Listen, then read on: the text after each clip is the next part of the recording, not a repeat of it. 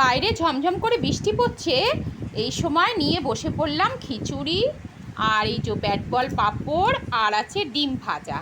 আজকে আমি সকাল থেকে কিছুই করিনি, আজকে মা রান্না করে দিয়েছে, তাই খিচুড়ি পাঁপড় ভাজা ডিম ভাজা দিয়েই আজকে খেয়ে নিচ্ছি গরম গরম খিচুড়ি। আহ দারুণ! বাইরে সকাল থেকে বৃষ্টিটা কিন্তু বন্ধ ছিল, কিন্তু যেমনি পাতে খিচুড়িটা পড়েছে ব্যাস বৃষ্টি শুরু হয়ে গেল। আর আমার মেয়ে সকাল থেকেই বলছে, কাল বৃষ্টি হলো, কাল তুমি খিচুড়ি করলে না, আর আজকে খিচুড়ি করছো? আমি দেখ না, যখন খেতে বসবো আর তখন ঠিক বৃষ্টিটা শুরু হয়ে যাবে। আর ঠিক তাই, যেমনি পাতে খিচুড়িটা দিয়েছি, আহা হা হা, ঝমঝম করে বৃষ্টি পড়তে শুরু করে দিল। না এবার খাওয়া শুরু করে দিই, ওরাও সব খেতে বসে গেছে এখানে। কিরে, কেমন হয়েছে দিদার রান্না খিচুড়ি? বল। দারুণ।